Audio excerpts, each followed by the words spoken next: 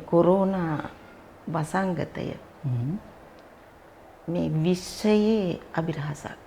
මේ මිනිසා තුළ මේ පඨවි ආපෝ තේජෝ වායෝ ආකාශය තුළ කිසියම් තීනවා ශක්තියක් මිනිසාට ඇස් දෙකට නොපෙනෙන. එතකොට මේ රැස්වලලු ආරම්භ වෙනවා, පවතිනවා, නැති වෙනවා. මේවා හැමදාම තියෙන්නේ නැහැ. මේ කොරෝනා ශක්තියත් අඩු වෙවි යනවා. මට ශක්තියක් තියෙනවා, මම බය නැතුවම කියනවා සමාජයට මට කිසියම් බලයක් තියෙනවා. දැන් මේ රූපෙම තමයි හොල්මන් අවතාර වෙලා එන්නේ හොඳේ. මගේ අම්මා කොහෙද ඉන්නේ? අර නංගිගේ පිටුපස ඕරාවත් එක්ක ඉන්නවා. ඔබතුමී දැක්කා? මම දැක්කනේ. ඉතින් මේව බොරු කරන්න බෑනේ. හොල්මන් එක්කමනේ මාත් ඉන්නේ. දැන් ඔයාත් මම දන්නේ මගේ හොල්මන් එක්ක තමයි දැන් ඔයත් ඉන්නේ හොඳේ.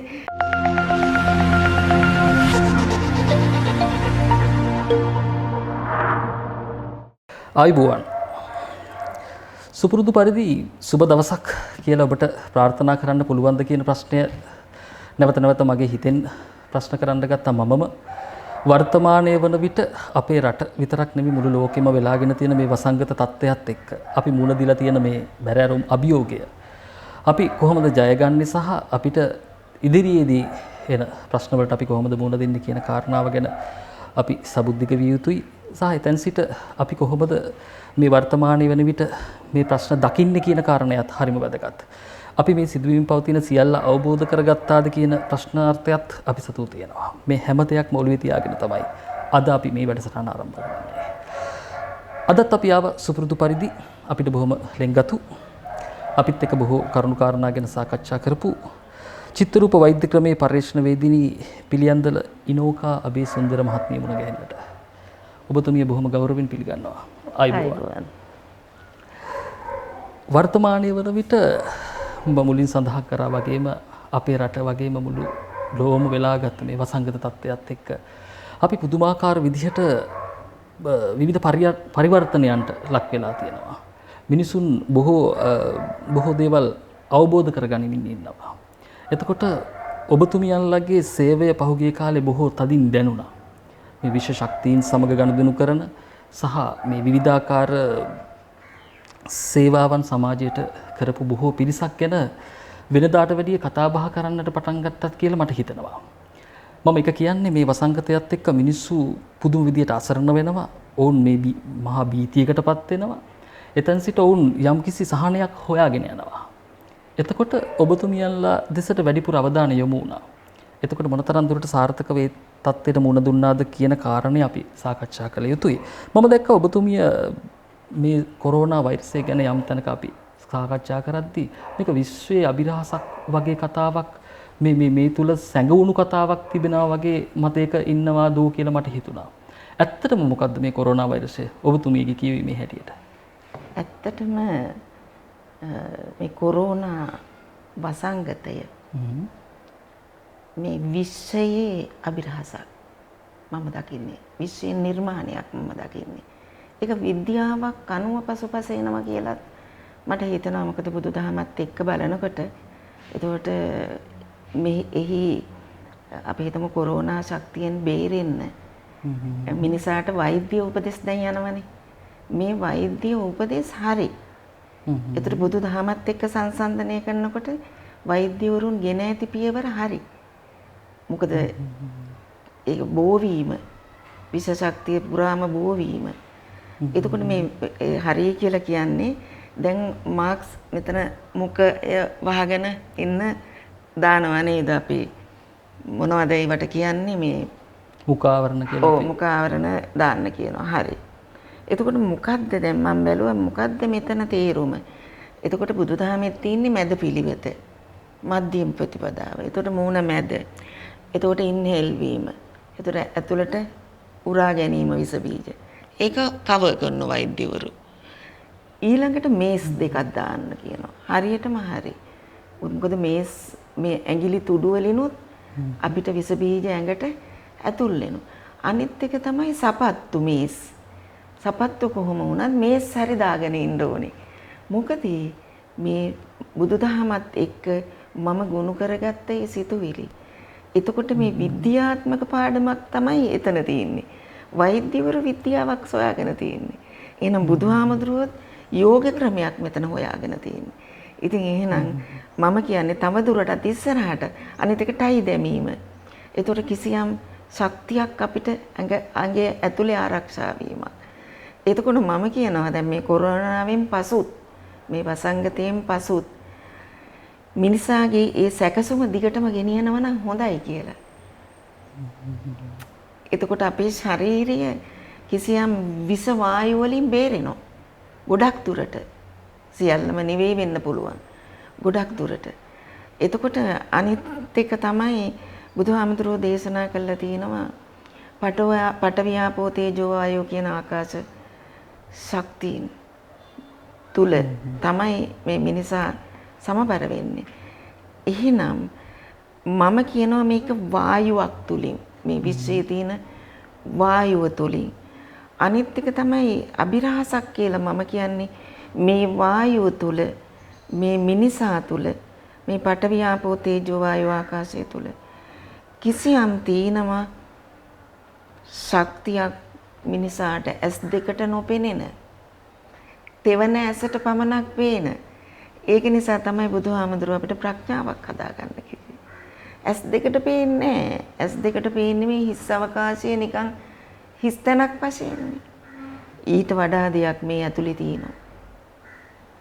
බුදුහාමුදුරුවන්ගේ යෝග ක්‍රමය තුල ඒක තියෙනවා. එතකොට ඒ යෝග ක්‍රමයක් මම හදාගත්ත බුදුහාමුදුරුවන්ගේ නාමය තුලින් දර්ශනය තුලින්. එතකොට මේ ඕරාවක් කියන එක රැස්වලලු මේ විශ්වයේ තියෙනවා. අපි මේ රැස්වලලු වලින් තමයි අපි බැඳිලා තියෙන්නේ. එතකොට ඒවා දකුණට මැදට ඒ තුන රැස්වලලු සහ වමට පිටට ගමන් කරන රැස්වලලු. එතකොට අපිට සමහරට විස බීජ ඇතුල් වෙනවා, විස බීජ පිට කරනවා. ඒක මේ ශාරීරිය තුලින්.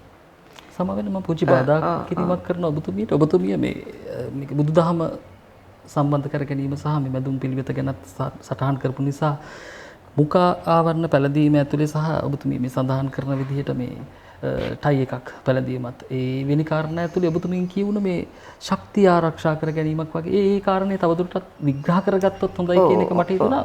පොඩි ගැටලුවක් මට තියෙන නිසා. එතකොට අපේ මේ ඇඟවල් වල මේ නාසය, කන, මූණ, මේ ඇඟිලි, මේ කකුලේ විලුඹ, ඒ ඇඟිලි ඒවයි හැදිලා තියෙන්නේ අපිව කිසියම් මේ විශ්වයේ බැඳීමක්. විශ්වයේ බැම්මක් තියෙනවා. ඒ විශ්වයේ බැම්මට අපි යටත්.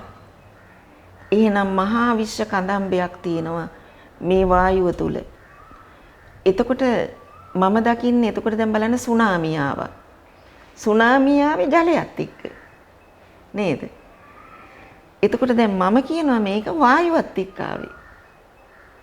මේ කොරෝනා එක. ඒකට ගොඩබිම ගමන් කරන සුනාමියක් තමයි මම දකින්නේ. ඔබතුමිය කියන්නේ ස්වභාවිකව සිදුවුණු කාරණාවක්. එතකොට සුනාමිය සහ මේ කාරණාව අතර සම්බන්ධයක් තියෙනවා වගේ එකක් තමයි ඔබතුමිය කියන්නේ. තියෙනවා. දැන් බලන්න ඕගොල්ලන්ට අපිට දැක ගන්න පුළුවන් වුණා ඒ සුනාමිය තුල කිසියම් රැස්වලලු ගෝලාකාර ලෙස වතුර ගස් වටේ ගමන් කරනවා. බුදු පිළිම වටේ ගමන් කරන උඩට කොච්චර ඉහළ ගියාද? අර ඕරාව නිසා තමයි ඉහළ ගියේ. එහෙනම් මෙතනත් ඒ වගේ අපි මේක ගෝලීයකරණය වශයෙන් ගත්තොත් හරියට මේ විශ්වයේ මැදින් ගමන් කරනවා රැස්වලලු. එතකොට මේ රැස්වලලු ආරම්භ වෙනවා, පවතිනවා, නැති වෙනවා. මේවා හැමදාම තියෙන්නේ නැහැ. මේ කොරෝනා ශක්තියත් අඩු වෙවි යනවා. අඩු වෙවි කියත් මම කියන්නේ වෛද්‍යවරු දැන් නිෂ්පාදනය කරලා තියෙන මේ ආරක්ෂක රටාව ඒක හරි කියන එක. එහෙනම් පැහැදිලි. ඔබතුමිය මේ කියන ආකාරයට වර්තමාන වන විට අපි මේ පාවිච්චි කරන ආරක්ෂිත ක්‍රමවේද නිවැරදි කියන එකක් ඔබතුමිය කියනවා. සහ ඒකත් එක්ක මේ බුදුදහමත් එක්ක තියෙන සම්බන්ධයක් ඔබතුමිය කතා කරනවා. එතකොට මේ කාරණා ගැන අපි තවත් අවබෝධයෙන් දැකිය යුතුයි සහ ඔබතුමිය මේ කියන කාරණාව අපිට අලුත් කතාවක් මේක. ඇත්තටම අලුත් කතාවක්. එතකොට යම්කිසි අවබෝධයක් තුළ හෝ අපි මේ කරන ගවේෂණයන් තුළ අපිට මෙතෙක් හමු වුණු කාරණාවලට පරිබාහිරව කරන කතාබහක් මේක. එතකොට මේක අපිට අලුත් නිසා අපි තවදුරටත් මේක විග්‍රහ කරගත යුතු වෙනවා. ඔව්. එතකොට දැන් මම කියන්නේ ගොඩබිම සුනාමියක්. ගොඩබිම සුනාමියක්. මේ කොරෝනා එක. ඔබතුමිය තව තැනක කියනවා මේ බුදුදහමත් එක්ක බුදුරජාණන් වහන්සේගේ මේ කරුණ කාරණාත් එක්ක මමත් සොයාගත්තා යම් දෙයක් කියලා. පරිශ්‍රණයක් විවිධාකාර වලින් මේ ක්‍රමවේද ටිකක් සොයාගත සහ මේ චක්‍ර ගැන කතා කරනවා. ඒ ගැන තවදුරටත් පොඩි පැහැදිලි කිරීමක් කරගමුද අපි? මොනවා ගැනද? ඔබතුමිය කියනවා මේ තුලින් යම් කිසි පරිශ්‍රණයක් කරමින් ඔබතුමිය තවත් කරුණු කාරණා ගොඩක් අවබෝධ කරගත්තා කියන කාරණය. ඒක මේ විශ්වයේ දෙස බලන්න ඕන ක්‍රමයක් බුදුහාමුදුරුවෝම කියනවා. බුදුදහමේ තියෙන ලෞකික ලෝකෝත්තර. එහෙම නැත්නම් පේන නොපෙනෙන. ওই ක්‍රමේ නෙති. ඒතකොට දැන් මම බැලුවා බුදුදහමේ තියෙන්නේ මේ විශ්වය ගැන කතා කරලා ගොඩක්. අන්තයටම යන්න එපා කියලා තියෙන විශ්වයේ. තරමක් දුරට යන්න මධ්‍යම ප්‍රතිපදාවෙන් ඉන්න ඒ විදිහට තියෙනවා. එතකොට දැන් මේ හිස් අවකාශය දෙස මොනවා දාලා කණ්ණාඩි දාලා භෞතික විදිහට බැලුවට පේන්නේ නැහැ. අන්වීක්ෂකයෙන් බැලුවට පේන්නේ නැහැ. ඒක ඇස් දෙකෙන් නෙමෙයි තෙවන ඇසෙන් පේන්නේ. එතකොට තෙවන ඇස ගන්න නම් භාවනා යෝගී වෙන්නම වෙනවා. ඔබතුමිය සතු ඒ ශක්තිය තියෙනවා කියලා ඔබතුමිය කියන්නේ. මම කියනවා මට ඒ ශක්තිය ඇවිල්ලා කියලා. මට ශක්තියක් තියෙනවා මම බය නැතුවම කියනවා සමාජයට මට කිසියම් බලයක් තියෙනවා. ඒ බලය ඕගොල්ලෝ ඇවිල්ලා බලන්න ඕනේ. මං කිව්වට අහන්න එපා. මොකද බුදුහාමුදුරුවෝ දේශනා කරා බුදුහාමුදුරුවන්වත් පිළිගන්න එපා. එහෙනම් එසේනම් මාව කොහොමත් පිළිගන්න බෑනේ. මාත් සාමාන්‍ය කෙනෙක්නේ. එහෙනම් ඇවිත් බලන්න. කොහොමද ඇවිත් බලන්නේ? මට තියෙනවා හීලින් පව එකක්. ඔය පව එක හරියටම එන එක්කෙනා සෙට් කරගත්තොත් මා විශ්වාසයෙන් මුදුනට ගියොත් විශ්ව ශක්තියේ මුදුනට ගියොත් බුදුදහමේ තමන්ගේ ආගම තුලින් මුදුනට ගියොත් මං හිතනවා ඒ ආලෝකය මන් ලබන ආලෝකය ඒ අයට ලබා ගන්න පුළුවන්. හැමෝටම විශ්ව ශක්තියක් තියෙනවා. හැමෝටම තියෙනවා. හැම මිනිසෙකුටම මේ නිවන කියන සාක්ෂාත් කරගෙන ඉහළට යන්න පුළුවන් භාවනාවෙන්. භාවනාවක් නැතුව යන්න බෑ කියලා මාත් කියනවා. ඔබතුමිය හරි වටින තැනකට එනවා සහ ඔබතුමිය කියනවා මේ විශ්ව ශක්තිය අපි මේ ගැන මීට පෙරත් සාකච්ඡා කරලා තියෙනවා. එතකොට බොහෝ අය අපිට ප්‍රශ්න නගලා තිබුණා මේ කාරණාව ගැන. ඇත්තටම මේ විශ්ව ශක්තිය කියන්නේ ශක්තියද මේ එවැනි ශක්තියින් තවත් තියෙන්නට පුළුවනිද? එතකොට බුද්ධ ශක්තිය මොකක්ද? ඒකද මේ කාරණා ගැන අපි තවදුරටත් පොඩ්ඩක් සාකච්ඡා කරගත්තොත් හොඳයි කියලා හිතනවා සහ ඔබතුමිය යෝජනාවක් කරනවා එන්න මා වෙතට මගේ ශක්තිය පරීක්ෂා කර බලන්න කියලා ඔබතුමිය අවස්ථාවක් දෙනවා. එතකොට එතන ඒ නිසා අපි මේක තවදුරටත් සාකච්ඡා කරගත යුතුයි කියලා මට හිතෙන්නේ. ඇත්තට මොකද්ද මේ ශක්තිය? මෙවැනි ශක්තියින් තවත් තියෙන්නට පුළුවන්ද? ඔබතුමිය මේ කියන ශක්තිය ඇත්තටම මොකක්ද? බොහෝ ශක්තියින් තියෙනවා. විවිධ වූ ශක්තියින් තියෙනවා මේ විශ්වයේ. ඒ කියන්නේ හොඳ ඒවා තියෙනවා. නරක ඒවාත් තියෙනවා. බුදුහාමුදුරුවෝ දේශනා කරා මෙන්න හොඳ පැත්ත. මෙන්න පොසිටිව් යන්න. නරක සිතුවිල්ලක් අපේ සිතට ආවත් ඒක අනිත් පැත්ත ගන්න. මොකද නරක සිතුවිලි වලින් එන්නේ පෙරපව්. හොඳ සිතුවිලි වලින් එන්නේ පෙරපින්. ඒක නිසා මේ විදිහට යන්න කියලා. අනිත් එක තමයි මේ හිස් අවකාශය.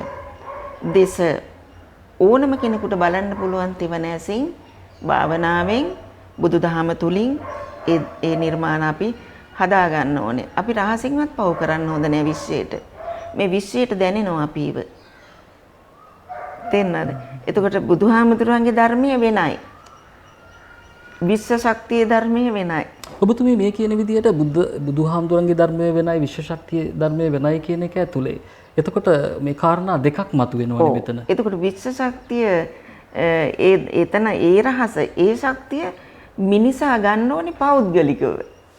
බුදුහාමුදුරුවෝ කියන්නේ මාවත් බුදුහාමුදුරුවන්වත් ගන්න එපා භක්තියට ප්‍රඥාවට ගන්න විද්‍යාවට ගන්න කොහොමද කියන්නේ? හැබැයි බුද්ධ ශක්තිය මේ සියල්ලට යටයි නේද? බුද්ධ ශක්තිය තමයි සියල්ලටම යට. අනිත් ආගමොත් තියෙනවා. එතකොට දැන් බුදුහාමුදුරුවෝ දේශනා කරන්නේ ඇවිත් බලන්න. එයිපස්සිකෝ නැද්ද? ඇවිත් බලන්න. බුදුහාමුදුරුවෝ ළඟටත් ඒ ධර්මයත් ඇවිත් බලන්න. එතකොට හි තියෙනවා සත්‍යයක්. ශක්තියක් ඒ තුල තියෙනවා. එහෙනම් මේ භාවනාව තම තමන් කරන්න ඕනේ. අපි දැන් බෙහෙත් ගෙනල්ලා අපි හිතමු ඔයාට ගෙනාවා. ගිලින්නත් ඕනේ දැන්. දැන් ඔයා වෙනුවෙන් දැන් මං ගෙනල්ලා තියෙනවා. එතකොට ඔයාට පුළුවන්ද මට පුළුවන් ද ඔයාට ගිල්ලවන්න? ඔයාම නේද ගිලින්න ඕනේ. ගිලිනවද නැද්ද කියන එක අපිට තීරණය කරන්න පුළුවන් කියලා ඔබතුමී කියන්නේ. ඔව් පුළුවන්. ගිලින්න පුළුවන් Tamanට. එහෙනම් තමා විසින් දිනා ගන්න ඕනේ. එහෙනම් දැන් මම කියන්නේ ඒකයි. බුදුදහමේ තියෙන ආලෝකය බුදුන් විස්තර කරලා තියෙන මෙන්න මෙහෙම. එතකොට වන්න අපිත් ඒව හොයලා බලලා ඒක ඇත්තද කියලා. බුදුදහමත් ඇත්තද කියලා මම පරීක්ෂණ කරන්නේ. ඒ පරීක්ෂණ තුලදී බුදුදහමේ අපිට අහක දාන්න කෙන්දක්වත් නැහැ. ඒ තරමට සත්‍යයි ඔක්කොම. බුදුහාමුදුරුවෝ මේ සත්‍ය හොයාගන්න කිව්වා. ඒ සත්‍ය තමයි දැන් අපිට ඔන්න කොරෝනා වසංගතයත් එක්ක හොයාගන්න එක්තරා පරීක්ෂණයක් හැම මිනිසෙක් තුලම ගොඩ නැගුණා නේද? පැහැදිලිවම. ගොඩ නැගුණා. මම හිතන්නේ මෙතුමි මේ මතු කරන කාරණාත් එක්ක ඔබට බොහෝ අවධානයෙන් මේ කරුණු කාරණා දෙස බලාගෙන ඉන්න සහ මේ සියල්ල දකින්න කියන යෝජනාව මම ඔබට කරනවා. සහ එතුමිය කියන විදිහටත් මේ කොරෝනා වසංගතය නිසා යම්කිසි යම් තැනක අපි දැක්කා මේ කොරෝනා වසංගතයේ ආශිර්වාදයක් කොටගත් අවස්ථා. ඒ කියන්නේ මේ ඒ තුලත් මිනිස්සු බොහෝ දෙනෙක් අවදි වුණා සහ මේ බොහෝ කරුණු කාරණා සොයන්නට පටන් ගත්තා. ඒ තුල බොහෝ දේවල් හමු වුණා කියන කාරණේකුත් තියෙනවා. ඔබතුමිය තව කතා කරපු දෙයක් තමයි මේ සිත සහ මේ සමබරතාවයක් ගැන ඔබතුමිය සඳහන් කරා. යම් කරුණු කාරණා අපිත් එක්ක මීට පෙර සාකච්ඡා වලදී පවා අපිට හිතුණා ඒ ගැනත් මේත් එක්කම කතා බහ කරගෙන ගියොත් මේ කාරණාව තව පැහැදිලි වෙයි කියලා. සිත සමබරතාවය.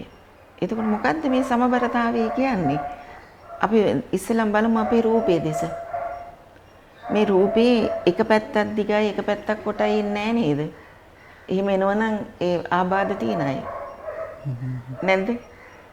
දැන් බලන්න අපිට සමානව කකුල් දෙකක් තියෙනවා. ඇඟිලි මේ පැත්තට පහයි මෙතන පහයි. මේ අතෙත් මෙහෙම පහයි මෙහෙම පහයි. ඒතර දෙපළු වෙලා තියෙනවා. පේන පළුවක් තියෙනවා නොපෙනෙන පළුවක් තියෙනවා. ඒ වුණාට 360ට තමයි අපි ගණන් හදන්න ඕනේ. 180ට නෙමෙයි. තේරෙනවද? දැන් අපි මෙහෙම බැලුවාම අපි ඉන්නේ පළුවක. 180යි. මේට හරවන්නවත් බෑ මේ බෙල්ල මේ. කෝ හරවගෙන ආවනම් අපි මේ බෙල්ල මෙහෙම හරවගෙන ආවනම් 360යි. නැද්ද කියන්නේ එහෙනම් ගෝලයක්. අපිට ගෝලයක්වත් දීලා නැහැ. අපිට දීලා තියෙන්නේ ගෝලයෙන් භාගයයි. නේද? ඉතින් එතකොට සමබරතාවය මොකක්ද මේ සමබරතාවය? එහෙනම් දැන් රූපේ සමබරතාවය වට හිතා ගන්න පුළුවන් නේ. කන් දෙකක් දෙපැත්තේ තියෙනවා. එක කනක් බර වෙලා නැහැ. ගානට එක තියෙනවා.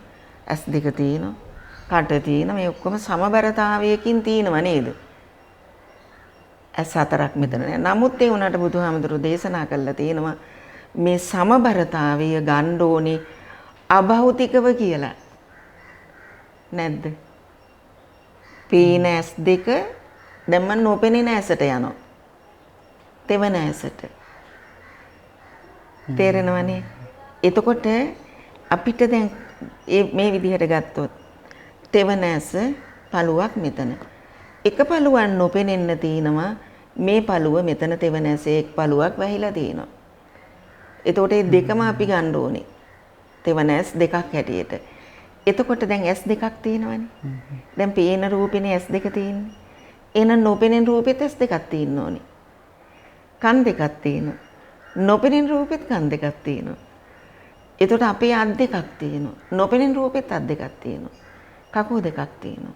නොපෙනෙන රූපෙත් කකුල් දෙකක් තියෙනවා. උතන බුදුහාමුදුරුවෝ ලස්සන්ට දේශනා කරා. මොකද්ද? ගෝනා බැඳි කරත්තේ. නැද්ද? ඔබතුමිය මේ කියන කාරණාව සමවෙන්න මේ නැවත පෙරලා ප්‍රශ්න කරනවට මේ කාරණා ටිකක් අපිට අලුත් සහ මේ කාරණාව අපි අහලා තිබුණු කාරණාවක් නෙමෙයි ඔබතුමිය මේ පැහැදිලි කරන්නේ. එතකොට ඒ තුල අපිට යම් ප්‍රශ්නාර්ථයන් ටිකක් මතුවෙනවා. ප්‍රේක්ෂකයා වෙනුවෙන් මම ඔබතුමියගෙන් ප්‍රශ්න කරනවා. එතකොට ඔබතුමිය මේ කියන ආකාරයට දැන් තවත් රූපයක් තියෙනවා. මේක අපිට ප්‍රශ්නාවලියක් මතු කරනවා අපිට. ඔව්. පේන රූපේ සහ නොපෙනෙන රූපේ. බුදුරජාණන් වහන්සේ මේ කාරණාව දේශනා කරා කියලාත් කියනවා. එතකොට මේ අපිට සාක්ෂි සාධක කොතනද මේවා හමු වෙන්නේ? කොතනින්ද මේක උපුටා ගන්නේ ඔබතුමිය? දැන් ඔයාලට එක නිදසුනක් මම කියන්නම්. මට්ට කුණ්ඩලී සොහොනින් පෙනී සිටීම කියන එක අහලා තියෙනවද? නෑ. මට ඒක පැහැදිලි නෑ කාරණේ. මට්ට කුණ්ඩලී දැන් බුදුදහමේ තියෙනවා එක්තරා තැනක මට්ට කුණ්ඩලී සොහොනෙන් පෙනුණා බුදුහාමුදුරුවන්ට. එහෙනම් එයා මැරිලා නෑ තව මට්ට කුණ්ඩලී මැරිලා නෑ. මොකද අර රැස්සලලු මතුවෙනවා. එයාගේ රූපය අභෞතික ලෙස මතුවෙනවා. එතකොට මම තව එකක් කියන්නම් ඔයාට. කර්ලියන් කියන විද්‍යාඥයා අහලා තියෙනවනේ. එයා වෛද්‍යවරයෙක්. එයා එතකොට රෝගියෙක්ගේ අතක් වෙන් කරා. හරිද? දැන් මේ පේන රූපේ අත දැන් නැහැ. ඒ වුණාට එයා පරීක්ෂණ කරා. එතකොට මේ අතම මෙතන පෙනී සිටියේ විදිහටම. ඒක හොයලා බලන්න. ඒක වර්තමානට ගන්න පුළුවන් කර්ලියන් කියන විද්‍යාඥයා තමයි ඒක අපිට පෙන්නලා දුන්නේ කිරණ. එතකොට කිරණ තමයි අතන. එහෙනම් පේන රූපේ මස් ගොබරමින් හැදිලා නොපෙනෙන රූපෙන් අපේ මේ රූපෙම කිරණ වලින් අපේ හැදිලා. ඒක තමයි මට්ට කුණ්ඩලී සෝනෙන් පෙනී සිටියේ. ඔබතුමිය මේ නැවත නැවත කියන්නේ මේ අපිට පේන රූපේ වගේම නොපෙනෙන රූපේකුත් තියෙනවා. ඒ විදිහටම. දැන් මේ රූපෙම තමයි හොල්මන් අවතාර වෙලා එන්නේ හොඳේ. අපි මේ ගැන තවදුරටත් සාකච්ඡා කළ යුතුයි. මේ කාරණා ටිකක් වෙනස් කරුණු කාරණා ටිකක් එතුමියද මතු කරන්නේ. මේ මෙතෙන්දී මම ඔයාලට තව දෙයක් මිනිසුන්ට කියලා දෙන්න පුළුවන්. අපේ අම්මා මිය ගියා. දැන් අවුරුදු 10ක් විතර වෙනවා. මගේ නංගි ඉන්නෙත් අපේ ගෙවල් ළඟ. එතකොට නංගි දිනක් අපේ පාරයි සමග මාවත පාර අයිනේ තියෙන ගියේ. දැන් එතකොට නංගි මට පාරේ ඉඳගෙන කතා කරා අක්කේ කියලා. මං ටක් ගාලා මෙහෙම බැලුවා. කර්ටන් එකත් මේක කරලා බැලුවා. බලනකොට හරියටම දවල් 1යි. නංගි කුඩයක් කිහිලගෙන තියෙනවා. යන්න. අවු යනකොට කුඩයක් කිහිලගෙන. දැන් එකපාරටම දැන් මම බලනකොට මගේ අම්මා කොහෙද ඉන්නේ? අර නංගිගේ පිටුපස ඕරාවත් එක්ක ඉන්නවා. ඔබතුමිය දැක්කා? මම දැක්කනේ. ඉතින් මේව බොරු කරන්න බෑනේ. ඒ කියන්නේ මම දැක්කා අම්මා. හැබැයි එකම දේ අම්මා තරුණයි, රෙද්දයි 70 ඇඳලා හිටියේ. අම්මා තරුණයි, කොණ්ඩේ අර වයසට එක නෙමෙයි, තරුණ කොණ්ඩයක් තමයි තිබුණේ. ඉතින් මම කිව්වා නංගි මම බඩුවක් දැක්කා. මම හොල්මන් වලට බය වෙන්නේ නෑනේ. හොල්මන් එක්කමනේ මාත් ඉන්නේ. දැන් ඔයාත් මම දන්නේ මගේ හොල්මන් එක තමයි දැන් ඔයත් ඉන්නේ හොඳේ. එතකොට දැන් අතන මම කිව්වා නංගි මම බඩුවක් දැක්කා කියලා. මම කිව්වා නංගි ඉඳගෙන එකපාරටම කිව්වා මම දන්නවා කියලා දැකපු බඩුව.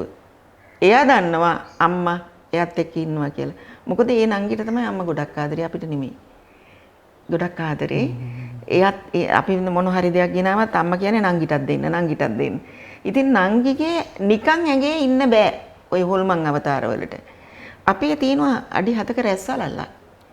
ඔය රැස්සලල්ලේ තමයි ඒගොල්ලෝ ඉන්නේ. තේරෙනවද? ඒතර හොල්මන් අවතාරේ ගිහිල්ලා ඉන්නෙත් අර රැස්සලලුවල. ඔබතුමිය කියන්නේ ඕනම කෙනෙක්ගේ ළඟ එහෙම ඉන්න පුළුවන්ද නැත්නම් යම් කිසි ශක්තියක් තියෙන බලයක් ශක්තියක් තියෙන්න ඕනේ. එතකොට විශ්වයේ නියමයක් තියෙන්නත් ඕනේ. එයා ඉන්න. එතකොට එයා නංගිත් එක්ක ඉන්න කාලය විශ්වයේ දීලා ඇති. එතකොට එයා නැවත උපතීමකට යනකොට යන්නෙත් අර පවුල් වලින්ම තමයි.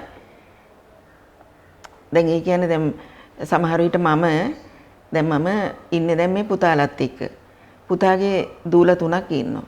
දැන් මට විශ්වාසයක් තියෙනවා මම නිතරම කියන්නේ ලොකු බබත් එක්ක. මම සමහර විට මැරිලා ඔයාගේ දරුවෙක් වෙලා එයි. එතකොට මං හදන බෝධිය ගිහින් පෙන්නන්න. මම බෝධියක් හදනවා. චෛත්‍ය හදනවා. ඒක ගිහින් පෙන්නන්න. එතකොට එයාගේ දෙයක් වගේ මම ගිහිල්ලා අර පොඩි කමට ගිහිල්ලා අල්ලාවේ.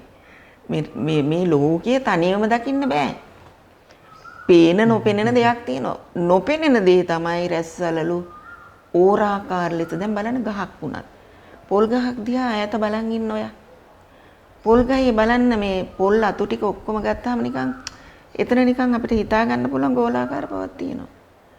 පොල් කඳ බලන්න ගෝලාකාරයි. නේ? ඔබතුමිය මේ කියන්න උත්සාහ කරන්නේ හැමතැනකම එවැනි රැස්වලු නොපෙනෙන දෙයක් මේ මිනිස් ලෝක තියෙනවා කියලා.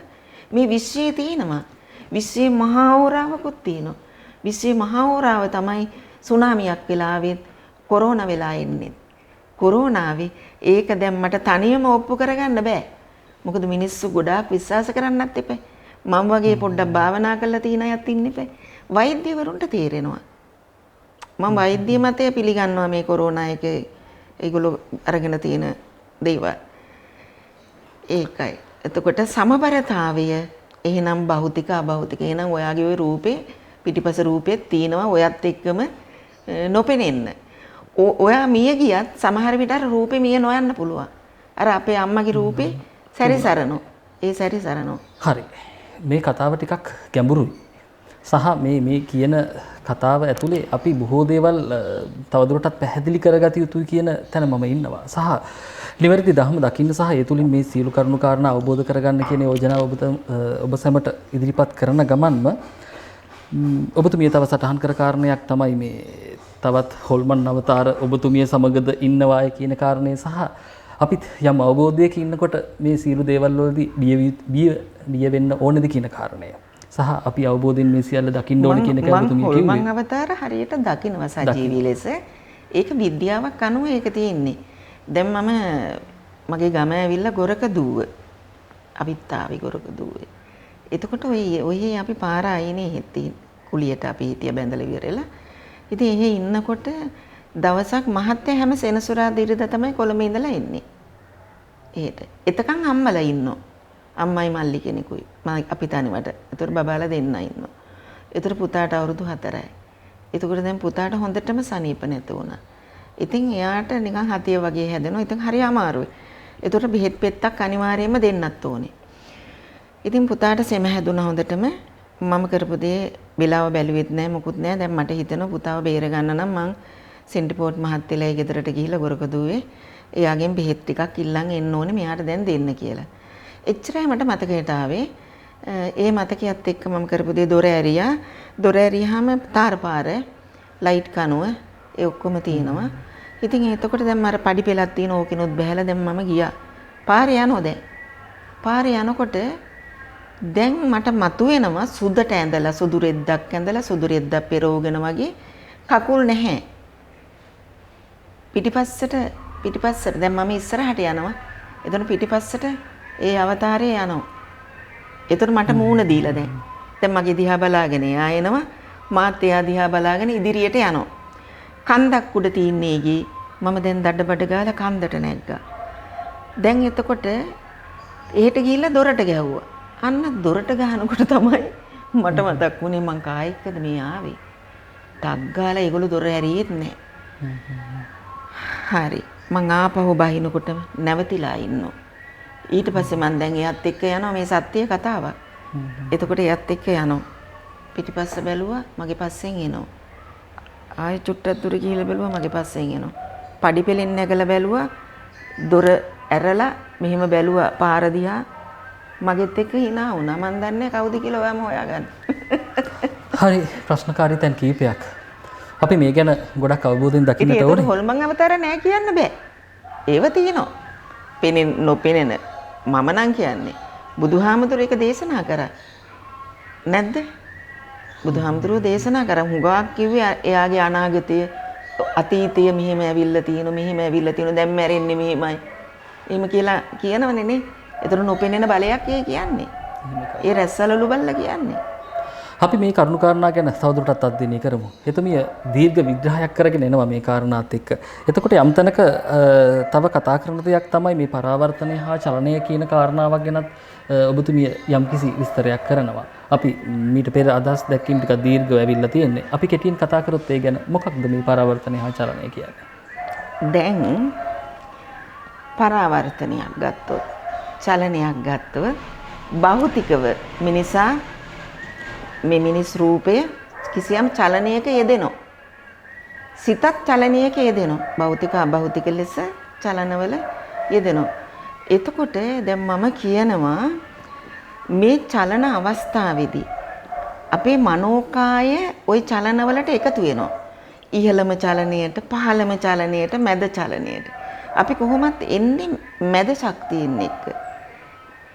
තේරෙනවද? ඒතකොට මේ මැද ශක්තියින් එක්ක ඇවිල්ලා අපේ මනෝකාය මොළය හා අල්ලගෙන තෙවනැස අල්ලගෙන කිසියම් ශක්තියක් ගොඩ නගා ගන්නවා මව් කුසට ඇවිල්ලා. ඒ උනට අතනින් පිට වෙන අවස්ථාව තියෙනවනේ. ඒ කියන්නේ මනෝකාය ඇස්ටර්තලයෙන් පිට වෙනවා. ඒතකොට හිස්තැනක් තියෙනවා. ඔය හිස්තැනේ තමයි අපි ඒ මල පිපෙන්නේ කියලා අපි හිතමු. මනෝකාය නැමැති මල පිපෙනවා. පිපිලා විරෙලා ඇතුල් වෙනවා මිනිස් ලොවට. එතකොට මේ මිනිස් ලොවට ඇතුල් වෙන්නේ පංච රූපයත් එක්ක, ඇස් කන් නාසත් එක්ක. එතකොට අන්න ඒක එතකොට හොඳ ශක්තියෙන් තියෙන්න ඕනේ අපිට මේ විශ්වය දැක ගන්න. දැන් අපි බලමු පරාවර්තනය. දැන් අපි බලමු ඔයගේ ඇස් දෙකෙන්. දැන් ඔයගේ ඇස් දෙකෙන් සියලුම දේවල් ඔයා ග්‍රහණය කරගන්නවා. එතකොට අපිට මේ දැන් බලන්න මෙතන ඉඳලා බලනකොට ඈත ගස් පේනවා අපිට. ඈත අහස පේනවා සුදට. එතකොට බලන්න අපිට මේ පුංචි ඇස් දෙකෙන් කොච්චරනම් ඈතක් අපි බලාගත්තද? අන්න පරාවර්තනය, අන්න චලනය, මේ චලන වේගයත් එක්ක තමයි දැන් බලන්න මුහුදේ ගත්තොත් එහෙම කිසියම් චලනයක් තියෙනවා. ගඟේ වතුර ගත්තොත් කිසියම් චලනයක් තියෙනවා. ගොඩබිම චලනය තමයි සුළඟ. ඒවා අපි නිකම්ම බලාගත්තට ඕ ඇවිල්ලා විද්‍යාවක් අනුව රටාවක් අනුව සිද්ධ වෙන දේවල්. හිටි ගමන් සුලි කුණාට වෙනවා. මේ සියල්ල මේ ඔබතුමියගේ අර්ථකථන තමයි මේ ඒ කියන්නේ ඒවට අදාළව ඔබතුමිය විසින් සොයාගත්ත කාරණා. සොයාගත්ත දේවල් තමයි මේ ලෝකයාට දෙන්න හදන්නේ. මොකද මිනිස්සු බුදුදහම කෙරෙහි ඔయిత වඩා තව ටිකක් වැඩියෙන් බලන්න ඕනේ. මිනිස්සු බලන විදිය හරි. භක්තියෙන් බලනවනේ. ඒගොල්ලෝ භක්තියෙන් තමයි මල් පූජා කරන්නේ ඔක්කොම කරන්නේ. එතකොට දැන් මම කියනවා ඒ පරාවර්තන ශක්තිය නිසා මිනිසා ඔయిత වඩා භක්තිය තුලින් නෙමෙයි, භක්තිය අධික භක්තියෙන් නෙමෙයි, භක්තිය ප්‍රඥාවෙන් යන්න ඕනේ. ඒ ප්‍රඥාව තමයි මම මේ ටික ටික දෙන්නේ. ඒකයි මිනිසාට. එතන පොඩි ප්‍රශ්නයක් තියෙනවා. ආයි තියෙනවා නගන්න. නෑ මම කිව්වේ ඔබතුමිය මේ ප්‍රඥාව අවදි කරන්න දරන උත්සාහයක් කියලා තමයි ඔබතුමිය මේ ප්‍රකාශ කරන්නේ. දැන් එතකොට මම එතන මේ සමබරතාවය දැන් බුදුහාමුදුරුවෝ කියලා තියෙන එකක් මිනිසා කරන්නේ එකක්. බුදුහාමුදුරුවෝ මගේ පරේෂණ අනුව මම ජයවර්ධනපුර කැම්පස් එකත් එක්ක තමයි පරේෂණ කරේ.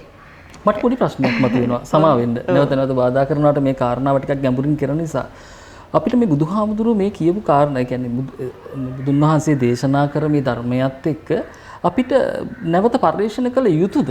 අපිට මේ කාරණා අපිට ඕනෑ තරම් මේ කියන්නේ අපි දහම දකිනව නම් නිවැරදිව තවදුරටත් අපි පරිශ්‍රණය කර සොයා ගැනීමට කාරණා තියෙනවා කියලා ඔබ කියන්නේ.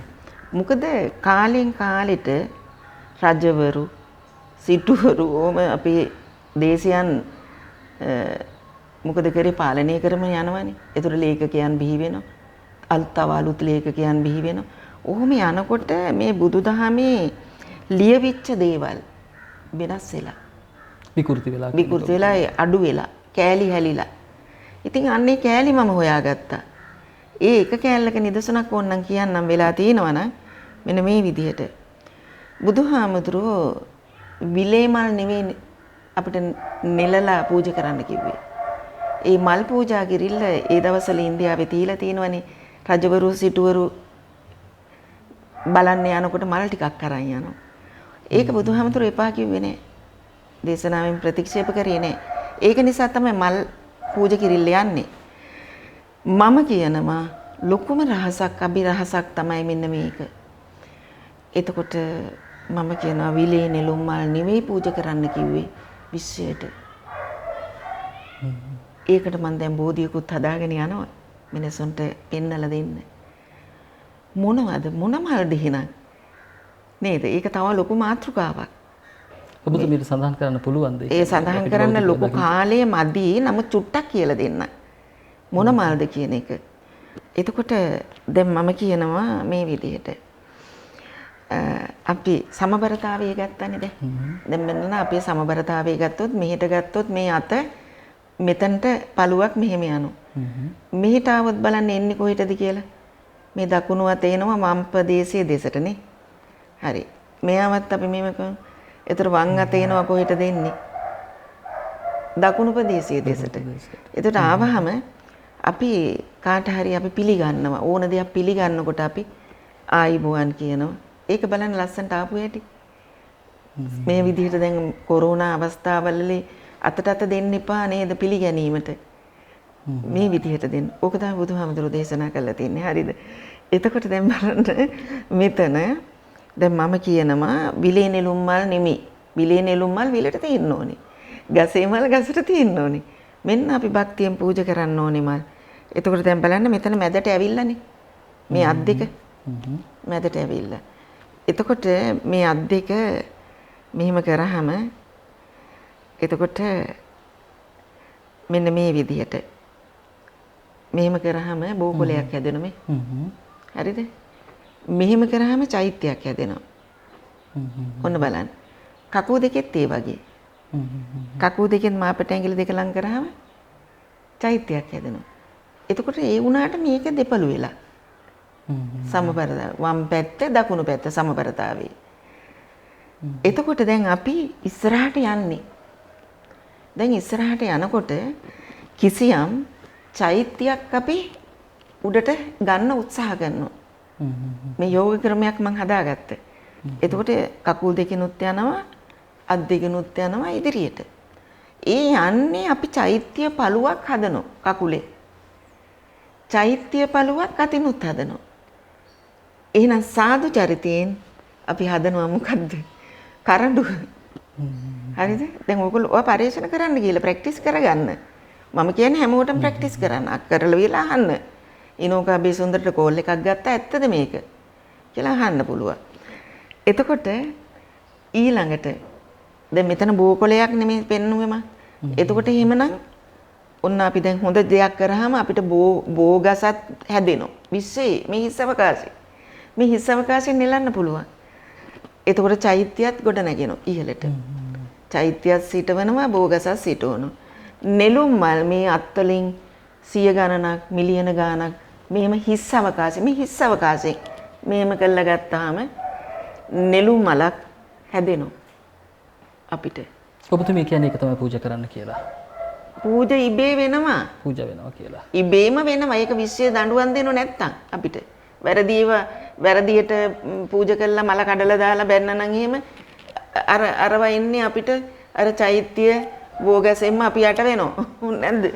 මං හිතන්නේ මේ කාරණාව ටිකක් තවදුරටත් ගැඹුරින් සාකච්ඡා කළ යුතුමයි. එතුමිය කතා කරන මේ කරුණු කාරණා ගත්තට පස්සේ අපිට ප්‍රශ්නාර්ථ ගොඩක් මතුවෙනවා. මම කලිනුත් කිව්වා වගේම අපිට මේවා අද ටිකක් වෙනස් කතා බහක් එක එතුමිය ඉන්නේ. එතකොට එතුමිය අපිට යෝජනා කරන ඕනම වෙලාවක ඇමතුමක් අරගෙන අහන්න මේ දේවල් ගැන පරිශන කරන්න දකින්න මේ තුල තියෙන නිවැරදිතාවය මොනතරම් දුරට සත්‍යද කියන කාරණේ එතුමියන්ගෙන්ම ඔබට දැන කියා ගන්න පුළුවන් ඕන වෙලාවක එතුමියට අමතන්න පුළුවන්. ඒක තමයි බුදුහාමුදුරු කිව්වේ තමා තමාව දකින්න. ඔය මම දකින්න හැටි. ඒ එතුමිය දකින්න හැටි. ඔබව දකින්න කියන අපි යෝජනාව කරනවා. අන්න ඒකයි මම කියන්නේ. තමා තමාව දකින්න. එහෙනම් බුදුහාමුදුරුවන්ගේ ධර්මයේ තුල තීන්නේ බුදුහාමුදුරුවන්ගේ වරදක් නෙමෙයි කාලෙන් කාලෙට ආපු ලේඛක ප්‍රශ්නයක්. මම විශ්වාස කරනවා තමා තමාව දැකීම තුළ මේ සියලු ප්‍රශ්න වලට විසඳුම් තියෙනවා කියලා. රෝග සුව කරගත හැකි ක්‍රමයක් විශ්වයේ තිබෙනවා කියලාත් ඔබතුමිය කියනවා. කාලය බොහෝ ගෙවිලා ගිහින් තියෙන නිසාවෙන් අවසාන වශයෙන් ඔබතුමියකින් කෙටියෙන් මම ඒ ගැන පොඩි විස්තරයක් දැනගන්න කැමතියි. ඔව්. එතකොට ඒක එක පාරටම කරන්න පුළුවන් කියන දෙයක් නෙමෙයි. ඒකට අපි පුහුණු වෙන්න ඕනේ විශ්යත් එක්ක. විශ්යත් එක්ක පුහුණු වීමක් තුලින් මම කියන විදිහට හිටියොත් විශ්වයේ ආලෝකයේ ඒගොල්ලන්ට දැකගෙන තමන්ගේ රූපය පවා ලස්සන කරගන්න පුළුවන් ක්‍රමයක් මේ තුල තියෙනවා. දැන් මම කියනවානේ දැන් රෝග දැන් සමහරු කියයි විශ්වයෙන් කරන්න පුළුවන්ද කියලා සමහරට විශ්වයටත් එක්ක බැනලා දාන්න පුළුවන්. නමුත් එහෙම නෙමෙයි. කිසියම් දෙයක් පිළිගත්තොත් දැන් ඔයා මාව පිළිගත්තොත් මෙයාට කරන්න මේ දේ පුළුවන්. මේ මැස්ම මේ පුළුවන් මෙයාට. එහෙනම් අපි මැහුම බාර දෙනවනේ. ඒ වගේ මගේ දුවගේ රෝග ලක්ෂණයක් මම ඔයගොල්ලන්ට කියලා දෙන්නම්. මේවා සත්‍ය දේවල්. මොකද දුවගේ බබාව බේරලා දුන්නේ මම. පළවෙනි බබාව අයින් කරා වෛද්‍යවරු. දෙවෙනි බබාව මම බේර දුන්නේ. දුවට හුඟක් දේවල් මගේ දේවල් හරිය. ඒතර දුවට විශ්වාසයි මම. ළඟදී දැන් ඕනනම් අවුරුදු 2ක් විතර වගේ ඇති. මේ ළඟදී දුව ඉන්නේ ඕස්ට්‍රේලියාවේ කතා කරලා කිව්වා මේ මෙහෙමයි මේ වගේ දෙයක් මට තියෙනවා. මාව බාත්රූම් එකේ කලන්තේ කරලා වැටිලා තියෙනවා. වෛද්‍ය ළඟට ගියාම පෙනහල්ලේ නිකන් වෙරළු ගෙඩියක් වගේ දෙයක් පේන්නලා තියෙනවා වෛද්‍යවරුන්ට. එහෙම පෙනිලා තියෙනවා. ඉතින් දැන් එක්ස්රේ අරගෙන තියෙනවා. ඉතින් ඔහොම කරලා වීරේලා දවස් 3කින් එන්න කියලා තියෙනවා ආපහු නැවත. ඒ අතරේ දුව මට ටක් ගාලා කතා කරා. කතා කරලා විරලා දුව කියනවා අම්මේ මෙහෙමයි. හරි මං කිව්වා දුව ඔයා ඔහොමම ඉන්න පොඩ්ඩක්. මෙන්න මේ අංකේ කියන්න මට. මේ අංකේ කියන්න.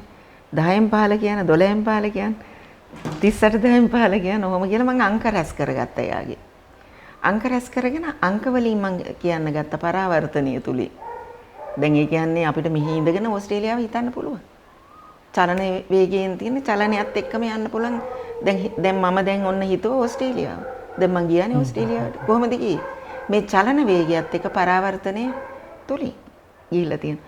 ඉතින් දැන් දුවට දැන් මම දෙයක් කියලා දැන් මං අපි ඒක ලොකුම දෙයක් කරා.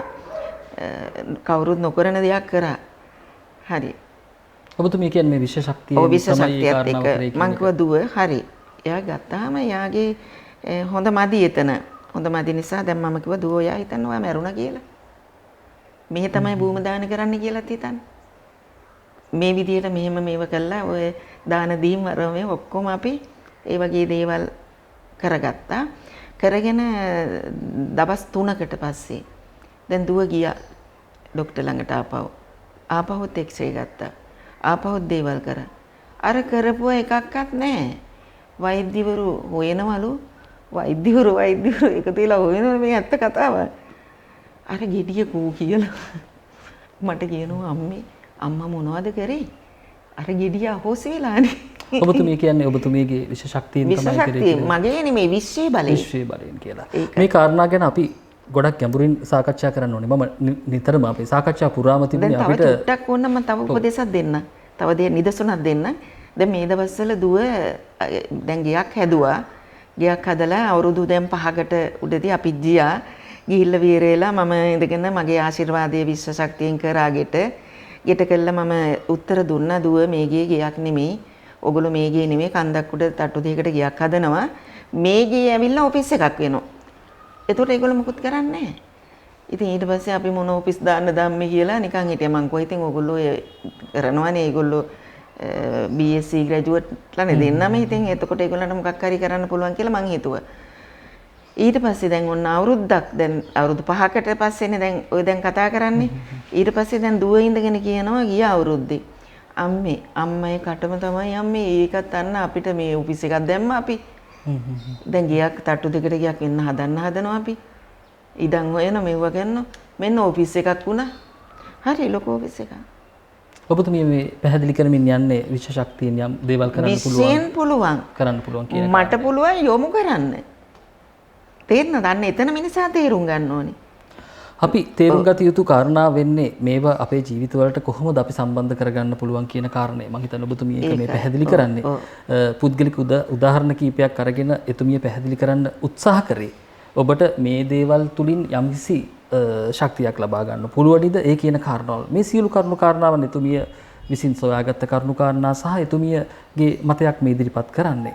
එතකොට ඒ ගැන ඔබට යම් ප්‍රශ්නාර්ථයක් තියෙනවා නම් ඒ ගැන තවදුරටත් සාකච්ඡා කරන්නට ඕනි නම් එතුමිය සම්බන්ධ කරන් ගන්නට පුළුවනි.